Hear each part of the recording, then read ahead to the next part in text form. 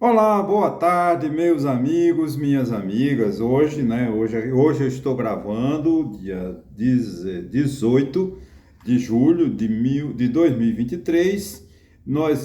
Esse vídeo irá ao ar amanhã, dia 19, portanto, 19 de julho. Quero aqui agradecer antecipadamente a todos vocês que dão o seu like, seu dislike, que fazem seus comentários. Eu quero agradecer aos 379, estava com 381, mas perdi dois, não sei como, porquê, né? Os meus vídeos realmente essa semana tiveram uma visualização pífia.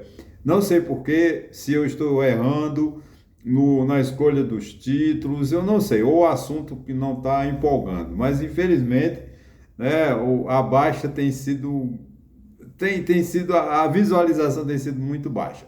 E eu acredito o seguinte, que eu não quero, a minha proposta não é xingar ninguém, não é agredir ninguém, não é ofender a político A, a político B. O meu objetivo é a gente falar do que é a política no dia a dia. Se o presidente Lula errar, eu o critico. Se o Bolsonaro errou, eu o critico. E assim, por que Lula e Bolsonaro? Porque são os mais recentes.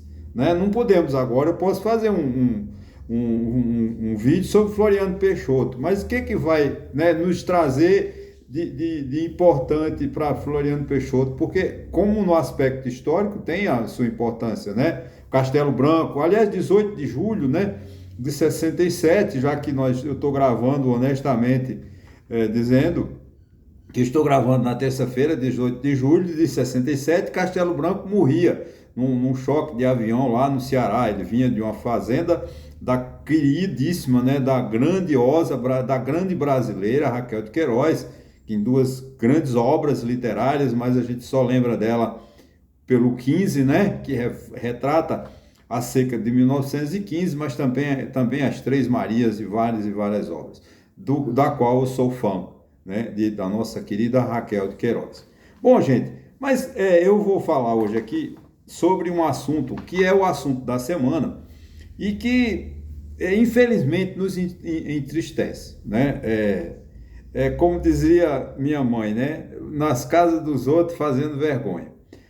Portanto, né, como todo mundo sabe, uma família de brasileiros encontrou o ministro do STF, presidente do TSE, Alexandre de Moraes, e entraram numa discussão, né, xingando o ministro, né, de ladrão, de comunista, enfim, agredindo a honra, né, a honra dele, né? E chegou até, parece, fisicamente, deram uma tapa ou um empurrão no olho do filho do ministro, que não tem nada a ver, né? Mas eu acho que isso é nós brasileiros, né, precisamos aprender que a lei é feita para todos. Todos somos iguais. Embora eu reconheço que no Brasil há desiguais, muita desigualdade, porque a herança maldita de Portugal deixou aqui para o Brasil um tal de patrimonialismo. Quem está no poder não governa para o povo, mas governa para os amigos. Então, quem está lá na presidência da República acha que pode tudo e faz tudo para os amigos, em detrimento do povo. Assim é o prefeito, é o governador, é o juiz, é o promotor, acha que é porque ele é funcionário público, porque ele é servidor público, que ele é o dono do Brasil. Não é, o Brasil pertence a todos, pertence ao povo.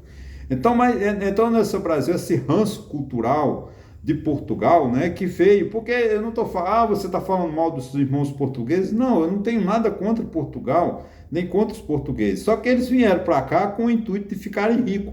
Os portugueses vieram para cá para explorar, eles não vieram aqui porque amavam a terra brasileira, né? Até porque o nome Brasil é atribuído àquela pessoa que negociava com o pau-brasil, que era a madeira que eles usaram lá para tinta. Quando acabou o pau-brasil, eles exploraram a cana-de-açúcar, exploraram o ouro e, enfim, destroçaram o Brasil. O Brasil até hoje tem essa monocultura, também herança portuguesa.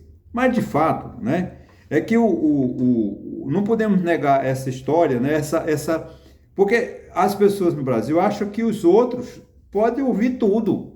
As pessoas agridem a honra, agridem a dignidade da outra pessoa. Gente, porque simplesmente o ministro, não vou aqui defender, não estou defendendo o ministro Alexandre de Moraes, não, do qual eu sou fã. Tive o prazer de conhecê-lo, uma vez pessoalmente, quando ele era um humilde professor de direito constitucional. Ele esteve no Rio de Janeiro, na Universidade Mackenzie, e faltou pouco para ser meu professor. Só o fato disso eu já me sinto honrado. Então imagine se eu tivesse sido aluno de Alexandre de Moraes. Mas não vem o caso. Qualquer cidadão que estivesse no lugar do ministro Alexandre de Moraes estaria sendo agredido, né? O que faltou a essas pessoas foi a falta de educação e falta de respeito às leis, de respeito às normas. Essa família de brasileiros, parece que eles moram em São Paulo, né? Que xingaram o ministro de ladrão, de corrupto, de comunista, eles sabem que a lei existe, mas para eles a lei não faz de conta, porque eles devem ser uma família muito rica, e no Brasil tem uma política que só quem vai preso, só quem vai para os presídios são pessoas pobres. Os ricos normalmente vão arrumar um jeito de não ficarem pobres, não ficarem presos. Eles vão lá, vão depor, vão abrir inquérito, talvez sofram um processo, no final eles vão sair sorrindo, porque eles vão, o crime, a pena, se ficar na injúria, né, na defamação, tudo bem, vão pegar uma pena pequena. Agora, se a Polícia Federal entender, como eu entendo, que eles também cometeram um crime contra o Estado democrático, porque o ministro estava lá como ministro, ele não estava lá como pessoa natural, ele estava lá ministro, então é agressão à democracia, agressão ao Estado. Eu entendo que eles vão responder por crime contra o Estado Democrático de Direito. Mas, se for que fiquemos só na base da agressão à honra, eu acredito que eles vão resolver lá através de um bom advogado, vão contratar um bom advogado, tomara que contrate, vão se defender e vão ficar por isso mesmo. Mas o artigo 138... 138 e 130, a 140 do Código Penal, ele trata desses crimes, né? Contra a honra, injúria, defamação e assim sucessivamente. Então, diz assim, o artigo 138 protege a honra. Gente, não é só do ministro, é a minha honra. Quem entra aqui no meu canal e começa a me xingar de velho gagá, de caduco, de burro, não sei de quê, de comunista, também está cometendo crime. Não pense você que você pode usar liberdade. Não, gente, liberdade de expressão é uma coisa. Você xingar outra pessoa, agredir a honra daquela pessoa é crime. Por isso que você tem que ter muita responsabilidade, e eu tenho muita responsabilidade, de quando faço esse vídeo, eu não agrido a honra nem a imagem de ninguém. Se eu não gosto de uma pessoa, mas se eu não posso elogiá-la também, tirar o valor dela, eu não tiro. Então, quando você cometer o crime também, serve para você, não é só para você xingar no meu canal, não. Em qualquer canal que você fizer, que você não gostar, você é bolsonarista, tudo que fala mal de Bolsonaro, você xinga. Mas você diz tudo que se xingar a Lula, você aprova. Esse é crime também, porque a honra também não é só xingar no aeroporto, lá porque todo mundo viu, mas você aqui nas redes sociais que comenta, né, e injuriando as pessoas, você também comete o mesmo crime. Não pense que está afastado os computadores, a rede social é livre, liberdade de expressão. Não, liberdade de expressão não é para você xingar, não é para você desmoralizar, não é para você desacreditar a outra pessoa. Serve para todo mundo, tá? Independente de eu gostar ou não do ministro Alexandre de Moraes, acho que o Alexandre de Moraes, como ministro, faz um excelente trabalho no TSE e um excelente trabalho também no STF. Se não fosse o STF, nós estaríamos hoje sobre a égide de uma ditadura, com o Bolsonaro ou não. Eu não sei se os militares iam aceitar Bolsonaro, ou eles iam impor, como fizeram em 64, que puseram Castelo Branco lá como presidente da República, que essa invenção que era para salvar o Brasil, eles prometiam eleições 6 meses depois, levaram 25 anos. Então imagine, se no dia 8 de janeiro, um general ou um almirante da Marinha, ou sei lá, um da Aeronáutica, fosse lá, um brigadeiro da Aeronáutica, fosse lá no Palácio da Alvorada, no Palácio do Planalto, e dissesse, eu agora sou o chefe, eu assumo, as Forças Armadas assumem, eles iam ficar, prometemos eleições de 6 meses, nós íamos ficar 50 anos de novo sobre a ditadura.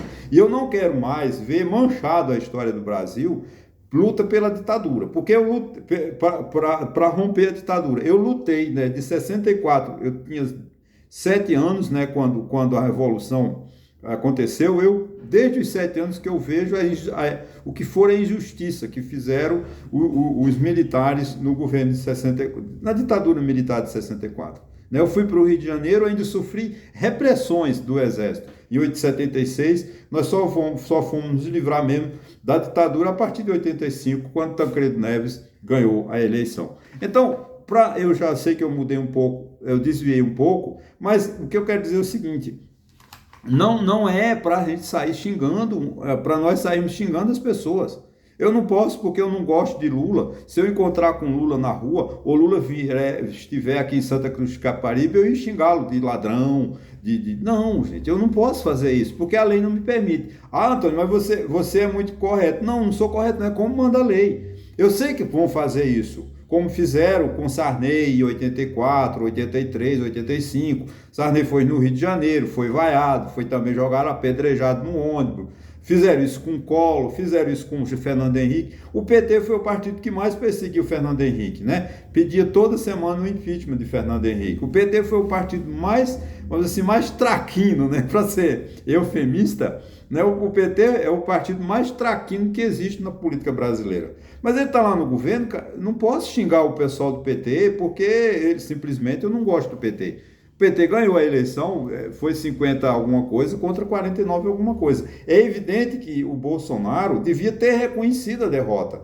O Bolsonaro agora, por exemplo, Bolsonaro tem uma dívida para com os brasileiros, porque ele não se pronunciou até agora sobre a agressão ao ministro do STF, Alexandre de Moraes. Se o Bolsonaro fosse um homem honesto, um homem íntegro, um verdadeiro brasileiro, ciente da responsabilidade de ter sido presidente do Brasil durante 4 anos, ele era para vir a público ou nas suas redes sociais, por meio quem quer que fosse, e declarar repúdio e condenar veementemente a agressão sofrida pelo ministro Alexandre de Moraes, porque são bolsonaristas doentes, bolsonaristas apaixonados, e que com o silêncio de Bolsonaro, o Bolsonaro está dizendo: façam de novo, que tem o meu apoio. Ah, você persegue o Bolsonaro? Não sou eu apenas, muita gente está pedindo que Bolsonaro se pronuncie. Eu acho que o próprio partido do PL, o partido lá, cujo dono, né, o dono do partido é o Valdemar Costa Neto, quer que Bolsonaro se manifeste. Porque desculpa o termo, pega mal, né, para o partido do Valdemar Costa Neto ter uma pessoa tão fraca, tão medíocre politicamente como é Jair Bolsonaro. Eles acham que o Bolsonaro tem um coeficiente eleitoral. Tem não, gente. Bolsonaro não tem coeficiente eleitoral porque Bolsonaro não merece respeito. É uma pessoa indigna, porque ele apoiou o golpe de Estado do dia 8 de janeiro, porque quando ele perdeu a eleição no dia 30 de outubro de 2022, o que é que ele devia ter feito? Uma declaração: perdemos a eleição, nós vamos lutar, continuamos na luta, mas não, ele silenciou, falou um minuto, falou depois de um mês, 2 ou 3 minutos, ele silenciou, fugiu do Brasil. Não sou eu que estou dizendo, foi um general do Exército, claro, da reserva, que foi ministro dele, disse que ele fugiu, ele é um desertor. Bolsonaro, as palavras do general, ele diz, né, está numa entrevista gravada ao canal do professor Marco Antônio Villa. Esse ex-ministro, né, e general aposentado, diz assim: Bolsonaro é um traidor, Bolsonaro é um desertor, Bolsonaro é um canalha, porque de fato é. Então Bolsonaro não merece respeito do povo brasileiro. E ele, se quisesse ter o respeito, seria o primeiro a ter repudiado, condenado a agressão ao ministro do STF. Eu não estou aqui para defender ministro nenhum, mas eu quero dizer o seguinte, que os bolsonaristas não vá à rua agredir as pessoas, porque você vai responder crime. Bolsonaro não vai defender você lá, Bolsonaro não vai visitar você lá no presídio, caso você seja preso. Então, respeita as leis, respeita a democracia. Você não acha bom que eu lhe critique, que eu agrida a sua honra, que eu diga que você é um comerciante ladrão quando você não é. Você não fica satisfeito se eu disser que você é um advogado corrupto se você não é. Então, por favor, a educação é uma coisa todos precisam ter. E não é porque eu não gosto do ministro do STF, não é porque eu não gosto de Lula, não é porque eu não gosto da governadora de Pernambuco que eu vou sair xingando. A gente precisa aprender a respeitar o poder. Olha, gente, a única pessoa, o único órgão que pode, se a gente não gosta das decisões do ministro do STF, seja ele qual for, tem o Senado. O Senado é o órgão responsável para o processo de impeachment. Se Alexandre de Moraes, Barroso, Rosa Weber, quem quer dizer cometa o crime, peça para o Senado apurar o crime e o processo de impeachment. Agora, respeite o ministro na sua dignidade. Eles têm dignidade. Todos os ministros do STF, os 11 ministros do STF, acho que se eu não me engano, 81 do STJ, merecem o nosso respeito. Eles estão lá cuidando da lei. Agora, se eles não estão trabalhando correto, não sou eu que vou resolver essa questão. Existe o CNJ, existe a Câmara dos Deputados, existe o Senado Federal para apurar as irregularidades dos ministros do Poder Judiciário. Para isso existe o Conselho Nacional de Justiça. E a sociedade, a OAB, tem que ficar atenta a isso. O ministro do STJ desrespeitou, a OAB corre e denuncia. O ministro do STF desrespeitou as leis, a OAB tem que fazer isso. Então são as instituições. E a sociedade tem que estar unida. Agora é unida respeitando o outro. Não é xingando o ministro de comunista, o ministro de ladrão, o ministro que vai resolver o problema. As decisões do Alexandre de Moraes não vão mudar doravante, porque foi xingado em São Paulo. As decisões do ministro Barroso não vão mudar porque ele foi xingado também, parece que na Itália ou nos Estados Unidos, quando ele entrava numa livraria. Aliás, um local bom para a gente fugir de um bolsonarista é entrar numa livraria. Quando você vê um bolsonarista lhe agredindo, lhe enchendo a paciência, corra para uma livraria. Aqui em Santa Cruz fica difícil porque não tem livraria, mas em Recife tem, em Caruaru tem, com certeza em Aracaju, João Pessoa, Campina Grande. Corra para uma livraria, porque bolsonarista odeia cultura, bolsonarista odeia livro. Isso faz parte do título de quem acompanha Jair Bolsonaro. Infelizmente, é isso. Fora isso, desculpa a emoção que subi, mas eu tenho que me controlar, peço desculpas. E fica isso, gente, a gente precisa respeitar as leis. As leis no Brasil precisam ser respeitadas. Não existe a igualdade no Brasil. Eu não defendo, nós não somos todos iguais, eu sei disso.